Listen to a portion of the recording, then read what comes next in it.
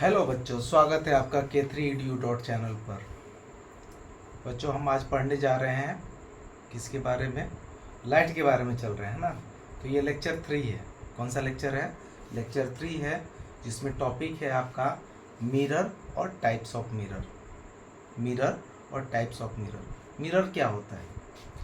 जो polish surface होता है जिससे रिफ्लेक्ट होकर लाइट आता है, जो पॉलिश सरफेस होता है, हाईली पॉलिश्ड या स्मूथ सरफेस जिससे लाइट रिफ्लेक्ट होकर आता है, वही मिरर का निर्माण करता है ना। तो चलिए, टॉपिक मिरर है। A smooth highly polish surface is called mirror. जो हाईली स्मूथ सरफेस होता है उसी को हम मिरर कहते हैं। मिरर कितने तरीके का होता है? 2 तरीके का होता है। एक प्लेन मिरर होता है, दूसरा कर्व और स्फेरिकल मिरर होता है। ठीक है। तो मिरर में से लाइट टकरा के वापस आती है तो उसके सरफेस को क्या किया जाता है? पॉलिश्ड किया जाता है। पॉलिश्ड किया जाता है। पॉलिश किससे करेंगे? रेड लेड ऑक्साइड से करेंगे। रेड लेड ऑक्साइड का पेंट होता है, उससे करेंगे। साथ साथ आप सिल्वर मेटल का भी यूज कर सकते हैं। सिल्वर मेटल का यूज करेंगे तो उससे भी पॉलिश्ड कर सकते हैं। पॉलिश्ड करने के बाद लाइट जाएगी, टकरा के आएगी, वो ओपेक ऑब्जेक्ट्स हो जाएगा जिससे लाइट टकरा के वापस आएगी, वरना आर पार हो जाएगी। तो आर पार नहीं हो, उसके लिए आप स्मूथ सरफेस का निर्माण करते हैं जिस पर आप पॉलिश्ड करते हैं। पॉलिश किससे करेंगे? रेड लेड ऑक्साइड से और सिल्वर मेटल से। मिरर का 2 टाइप होता है, एक होता है प्लेन मिरर और दूसरा होता है स्फेरिकल या कर्व मिरर। स्फेरिकल या कर्व मिरर का भी 2 टाइप्स होता है। कौन कौन सा? एक होता है आपका कॉनकेव मिरर, दूसरा होता है कन्वेक्स मिरर। तो चलिए, इसी के बारे में पढ़ना है। तो मिरर क्या होता है? A smooth highly polish surface, smooth highly polish surface is called mirror, is called mirror. ठीक है। Types of mirror, there are 2 types of mirror. First one is plane mirror, second one is curved mirror और spherical mirror. ठीक है। Plane mirror कुछ इस तरह का दिखेगा। ये आपको जो इस तरह का लाइन दिख रहा होगा, ये पॉलिशिंग किया हुआ है। पॉलिशिंग किससे करेंगे भाई? आप पॉलिशिंग करेंगे रेड लेड ऑक्साइड से या सिल्वर मेटल से। रेड लेड ऑक्साइड पेंट से या सिल्वर मेटल से इसको पॉलिश करते हैं। ये आपका कनकेव मिरर है, जिसका रिफ्लेक्टिंग सरफेस धंसा हुआ रहेगा। रिफ्लेक्टिंग सरफेस धंसा हुआ रहेगा और पॉलिश सरफेस उठे हुए पार्ट को कर देते हैं।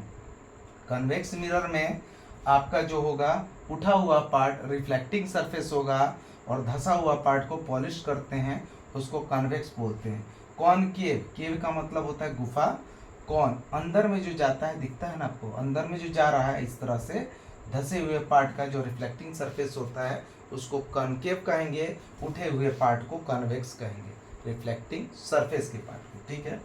तो प्लेन मिरर क्या होता है? टाइप्स ऑफ मिरर में प्लेन मिरर और कर्व और स्फेरिकल मिरर पढ़ना है। तो प्लेन मिरर क्या होता है? जिसका प्लेन सरफेस, सरफेस कैसा होगा? प्लेन होना चाहिए। और कर्व और स्फेरिकल में आपका जो सरफेस होगा वो कर्व या स्फेरिकल होना चाहिए। ठीक है ना। तो प्लेन मिरर किसको बोलते हैं?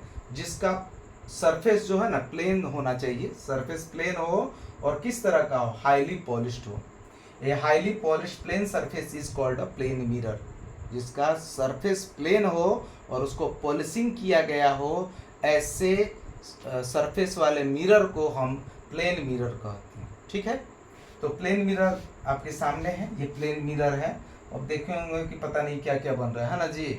तो ये क्या है? यहाँ पर आपने रख दिया ए बी नाम का ऑब्जेक्ट। ए बी ऑब्जेक्ट रख दिया, उसका इमेज फॉर्मेशन बन रहा है ए डैश बी डैश। कैसे बन रहा है ये समझिएगा। लाइट यहाँ से आई, इस सरफेस पर टकराई और वापस लौट गई उसी दिशा में। तो इसका हम लोग जो है ये डॉटेड लाइन इमेजिनरी लाइन कहलाता है, पीछे की तरफ ले गए। उसके बाद एक लाइन जो है, एक लाइन जो आया, इंसिडेंट रे आया, यहाँ पर आया, ये होता है पोल। इस पर टकरा के वापस ये चला गया, रिफ्लेक्ट हुआ। ये इंसिडेंट रे है और ये रिफ्लेक्टेड रे है। और ये क्या है? आपका एक प्रिंसिपल एक्सिस होता है, या इसको कहो ये नॉर्मल है। क्या है? ये नॉर्मल है। इस पे टकराया, वापस चला गया। इंसिडेंट रे, रिफ्लेक्टेड रे। इसके बीच में इंसिडेंट और नॉर्मल के साथ जो एंगल बनेगा उसको एंगल ऑफ इंसिडेंस कहेंगे, और रिफ्लेक्टेड और नॉर्मल के साथ जो एंगल बनेगा उसको एंगल ऑफ रिफ्लेक्शन या रिफ्लेक्टेड एंगल बोलते हैं ना। इसी को हमने आगे की तरफ बढ़ाया और यहाँ बढ़ाने के बाद आपका इमेज का फॉर्मेशन होता है किसमें, प्लेन मिरर में।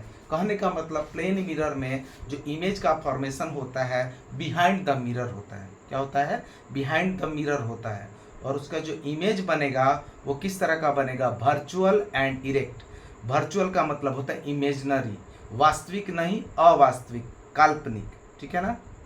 चलिए तो देखिएगा यहाँ पर लिखा हुआ है image formed by plane mirror. Plane mirror के द्वारा इमेज का फॉर्मेशन, पहला point virtual, imaginary and erect. किस तरह का बनता है, वर्चुअल बनता है, इमेजनरी मतलब उसका हुआ, और इरेक्ट बनता है यानी सीधा बना। सीधा बना हुआ दिख रहा है ना, ये भी सीधा है, वो भी सीधा है इमेज, कोई दिक्कत इसमें। चलिए the image that do not form on screen, कभी भी ये स्क्रीन पर, इस पर नहीं बनेगा, कहाँ बनेगा, बिहाइंड द स्क्रीन बनेगा। स्क्रीन इसको बोलते हैं, इस तल को, इस सरफेस को स्क्रीन बोलते हैं। तो इसके बिहाइंड बनेगा आपका इमेज। क्या बनेगा, बिहाइंड बनेगा आपका इमेज। दूसरा पॉइंट इसका, ये इमेज फॉर्मेशन जो हो रहा है उसके बारे में बता रहे हैं ना। दूसरा पॉइंट है लेटरली इन्वर्टेड।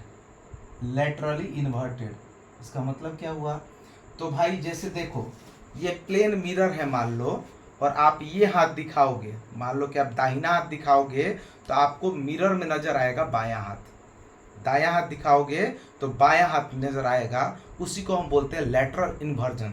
मतलब the left side of object appear on right side of image.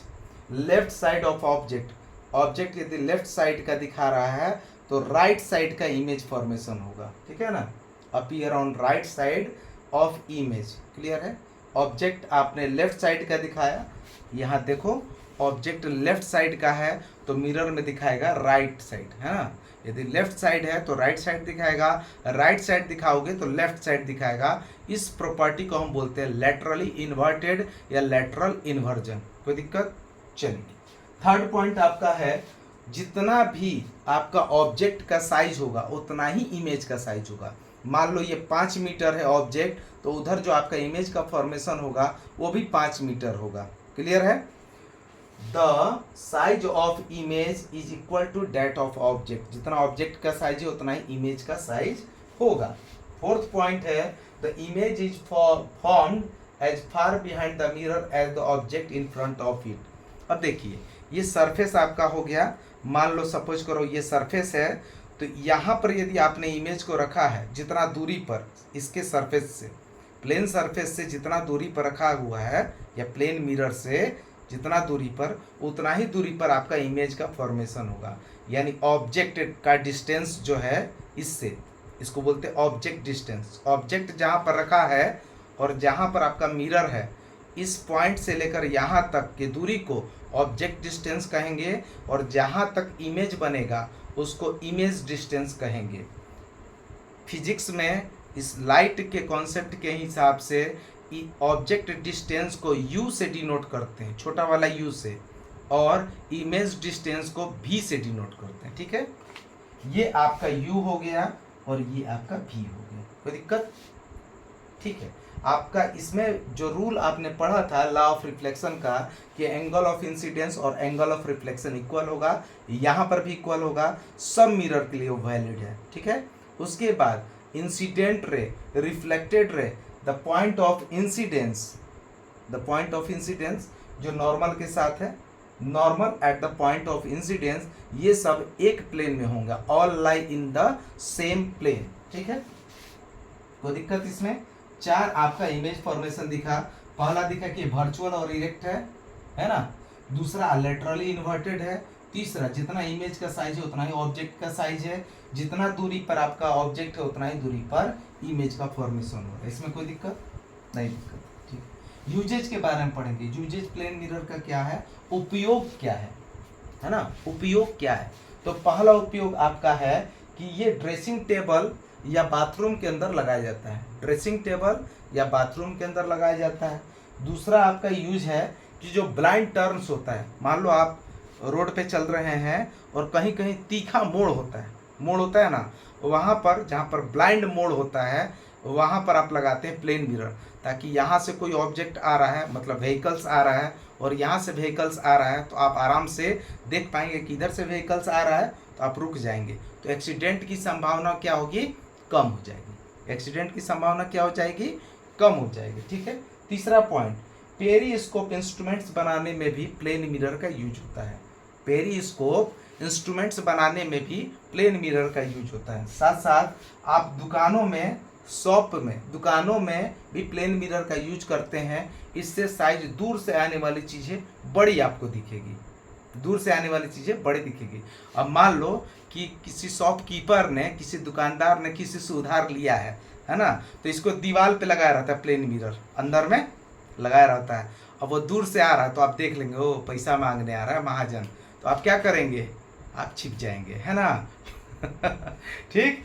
तो क्या होगा, शॉप में भी लगाते हैं प्लेन मिरर को, कोई दिक्कत। तो ये था प्लेन मिरर का, प्लेन मिरर है क्या, इमेज फॉर्मेशन कैसा होगा और यूजेज क्या क्या है। ठीक है। चलिए कुछ क्वेश्चंस की तरफ चलते हैं हम लोग, क्योंकि क्वेश्चन से ज़्यादा क्लियर होगा। ठीक है, क्वेश्चन की तरफ चलते हैं। पहला क्वेश्चन देखते हैं इसमें, ये 8वां टॉपिक है, ठीक है ना, लेक्चर 3 है ये।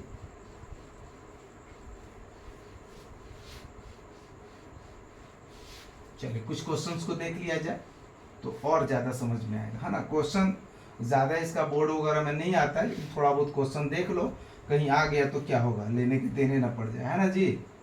तो देखा जाए इस क्वेश्चन को, मजा आएगा, है ना। सबसे पहला क्वेश्चन, पहला क्वेश्चन क्या है,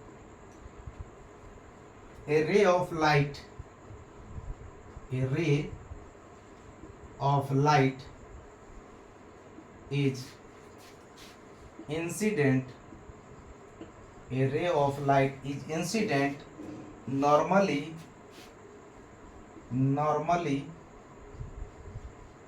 on the plane mirror, on the plane mirror, light रे है, आ रहा है और प्लेन मिरर पर पड़ रहा है, incident normally on the plane mirror, what will be the, what will be the, पहला angle of incidence, angle of incidence, और दूसरा है angle of reflection, angle of reflection. बात समझ में आई, नहीं समझ में आई, चलो डायग्राम बना लेते हैं। ये आपका प्लेन मिरर है और ये रे जो है नॉर्मली पड़ रहा है इस पर, नॉर्मली मतलब परपेंडिकुलर पड़ रहा है। बात समझ में आई। ये आपका प्लेन मिरर है ना, प्लेन मिरर है, नॉर्मली पड़ रहा है आपका इंसिडेंट रे। अब ये बताइए, जिस डायरेक्शन, जिस रे पड़ रहा है, नॉर्मली पड़ रहा है, तो वापस उसी डायरेक्शन में ये लौट जाएगा, उसी डायरेक्शन में ये लौट जाएगा। तो एंगल ऑफ इंसिडेंस कितना होगा, 0 डिग्री। इसके साथ कितना एंगल बन रहा है, दोनों यदि पैरेलल लाइंस है तो क्या एंगल बनेगा, 0 डिग्री बनेगा दोनों के बीच में। एंगल ऑफ रिफ्लेक्शन भी क्या होगा, 0 डिग्री। कैसे भाई, यदि एंगल आई बराबर एंगल आर है और एंगल ऑफ इंसिडेंस यदि 0 डिग्री है, तो एंगल ऑफ रिफ्लेक्शन भी क्या हो जाएगा, 0 डिग्री हो जाएगा। बात समझ में आ रही है। चलिए अगले क्वेश्चन की तरफ देखेंगे, चलेंगे। अगला question,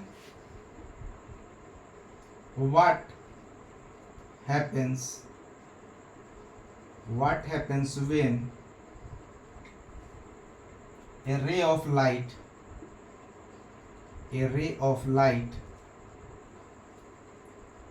falls normally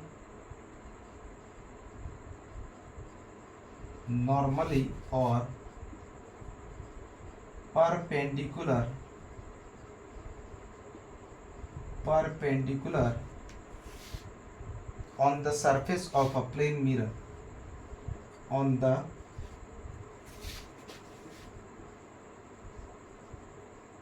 surface of a plane mirror,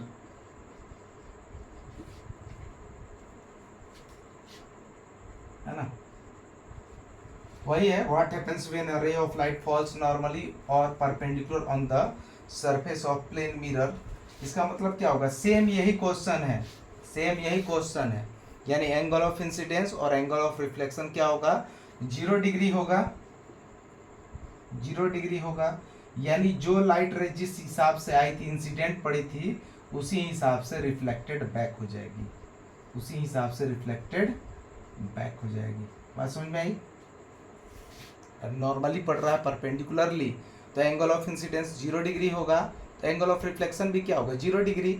यानी जिस डायरेक्शन में लाइट आई थी उल्टे डायरेक्शन में उसी में लौट जाएगी, है ना, तो 0 डिग्री ही होगा। ठीक, अगला क्वेश्चन देखिएगा।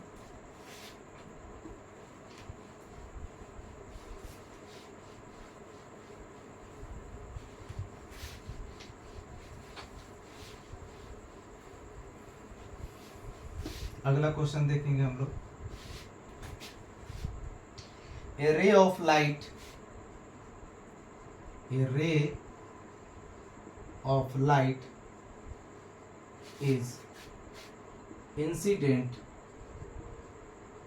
on a plane mirror. A ray of light is incident on a plane mirror at an angle of 30 degree, 30 degree angle पर पड़ रहा है। What is the angle of reflection, what is the angle of reflection. Incident ray आ रहा है और plane surface पर पड़ रहा है ना, ये आप ले लो, ये आ रहा है और नॉर्मली इस पर पड़ रहा है, मतलब 30 डिग्री का ये एंगल बना रहा है नॉर्मल के साथ। तो रिफ्लेक्टेड बैक होगा तो कितना एंगल बनाएगा, सेम एंगल बनाएगा। कैसे, आप लॉ ऑफ रिफ्लेक्शन से जानते हैं, एंगल आई बराबर angle r, angle i equal to 30 degree, so angle r equal to also 30 degree.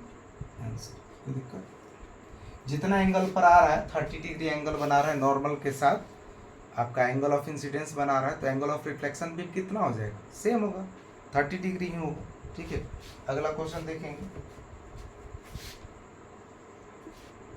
A ray of light, a ray of light strikes a plane mirror, a ray of light strikes a plane mirror, plane mirror at an angle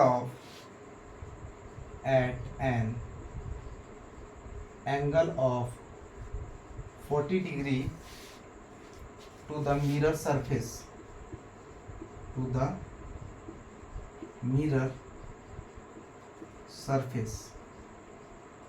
ठीक, what will be the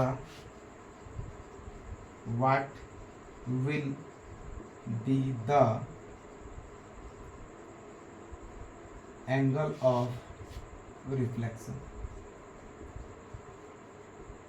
question क्या है समझिएगा। Light का जो रे है वो strike कर रहा है प्लेन मिरर को कितना डिग्री पर, 40 डिग्री पर, to the mirror surface, mirror surface के साथ वो 40 डिग्री का एंगल बना रहा है। मतलब ये समझो, ये आपका प्लेन मिरर है, लाइट रे कैसे आ रही, देखिए ऐसे आ रही है, ऐसे जा रही है, इंसिडेंट और रिफ्लेक्टेड, ठीक है, लौट रही है। मिरर का सरफेस ये हुआ, प्लेन सरफेस ये हुआ, इसके साथ एंगल बना रही है ये 40 डिग्री, है ना। तो बताइए इसके साथ कितना एंगल बनाएगी। देखो भाई, ये पूरा क्या होगा, ये 90 डिग्री होगा, क्या होगा, ये पूरा 90 डिग्री होगा। यानी एंगल ऑफ इंसिडेंस की बात करेंगे तो 90 डिग्री में से 40 डिग्री घटाओ, कितना हो जाएगा, 50 डिग्री, है ना। बात समझ में आ रही है। यहाँ पर एंगल ऑफ इंसिडेंस हो जाएगा 90 डिग्री माइनस 40 डिग्री, क्योंकि ये तो प्लेन सरफेस या प्लेन मिरर के साथ एंगल 40 डिग्री बना रहा है, लेकिन एंगल ऑफ इंसिडेंस क्या होगा, 50 डिग्री होगा। कितना होगा, 50 डिग्री। और इसी के बराबर क्या होता है एंगल ऑफ रिफ्लेक्शन होता है ना। बात समझ में आ रही है। प्लेन सरफेस के साथ ये 40 डिग्री का एंगल बना रहा है, तो एंगल ऑफ इंसिडेंस क्या होगा, ये पूरा 90 डिग्री होता है, तो 90 डिग्री में से 40 डिग्री घटा देंगे, एंगल ऑफ इंसिडेंस निकल जाएगा, और एंगल ऑफ इंसिडेंस के बराबर क्या है, एंगल ऑफ रिफ्लेक्शन भी है। बात समझ में आ रही है। चलिए, क्लियर है। एक क्वेश्चन आता है कि किस तरह का इमेज बनेगा प्लेन मिरर पर, किस तरह का इमेज बनेगा प्लेन मिरर पर, प्लेन मिरर पर किस तरह का इमेज बनेगा, प्लेन मिरर पर किस तरह का इमेज बनेगा। Types of image formed in a plane mirror, ये बनेगा वर्चुअल, वर्चुअल इमेज बनेगा। और एक और क्वेश्चन आता है कि किस तरह का इमेज फॉर्मेशन होगा, किस तरह का इमेज फॉर्मेशन होगा on the cinema screen, cinema screen पर किस तरह का इमेज फॉर्मेशन होगा, है ना। प्लेन मिरर पर किस तरह का इमेज फॉर्मेशन होगा, वर्चुअल इमेज, और सिनेमा स्क्रीन पर किस तरह का इमेज फॉर्मेशन होगा, बताओ बताओ, नहीं बता पाएंगे। रियल इमेज, किस तरह का इमेज फॉर्मेशन होगा, रियल इमेज बनेगा। सिनेमा स्क्रीन पर रियल इमेज और प्लेन मिरर पर आपका वर्चुअल इमेज बनेगा। ठीक है, चलिए अगला क्वेश्चन देखते हैं।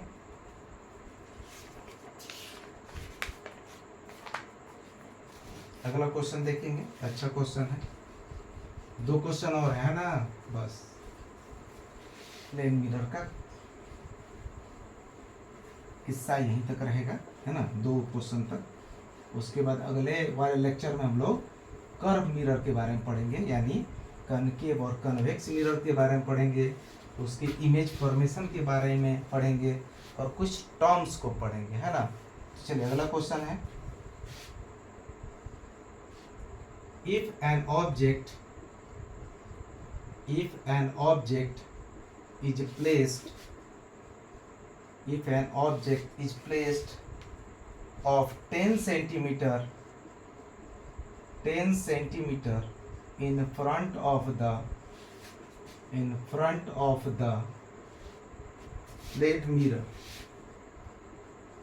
प्लेन मिरर के फ्रंट में 10 सेमी की दूरी पर ऑब्जेक्ट को रखा हुआ है, ठीक। How far would it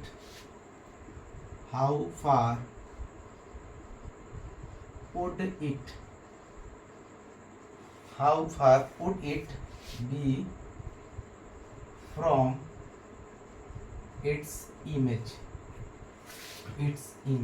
question ये पूछ रहा है ना कि प्लेन मिरर से तो भाई ये कितनी दूरी पर है, ऑब्जेक्ट 10 सेंटीमीटर की दूरी पर है, तो इमेज से कितनी दूर पर आपका ऑब्जेक्ट होगा, है ना। नॉर्मल है, देखिएगा ये आपका प्लेन मिरर है,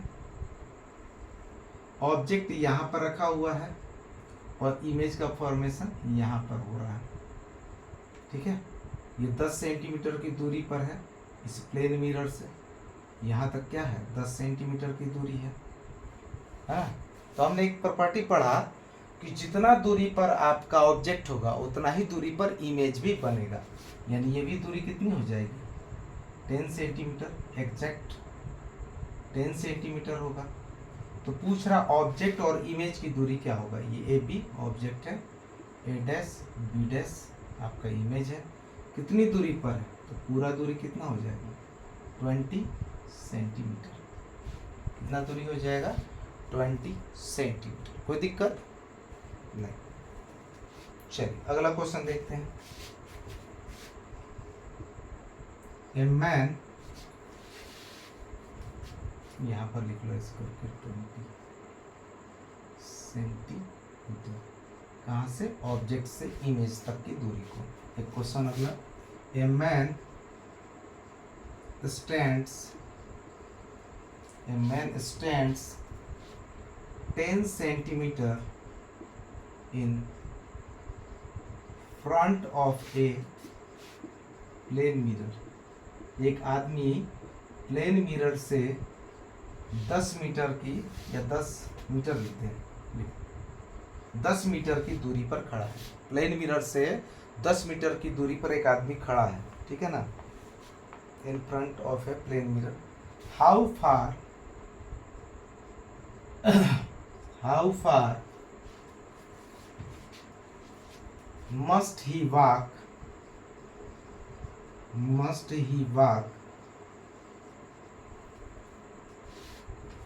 before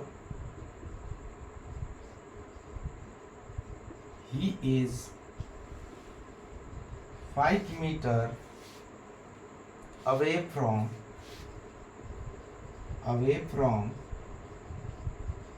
his image है ना। क्वेश्चन को समझिएगा। क्वेश्चन कह रहा है कि आदमी जो है 10 मीटर की दूरी पर खड़ा है। कहाँ से? प्लेन मिरर से 10 मीटर की दूरी पर खड़ा है एक आदमी।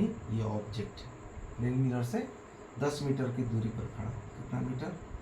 10 मीटर, है ना। तो आपका इमेज का फॉर्मेशन भी कहाँ पर हो जाएगा? सेम हो जाएगा 10 मीटर की दूरी पर, ठीक है, प्लेन मिरर से 10 मीटर की दूरी पर।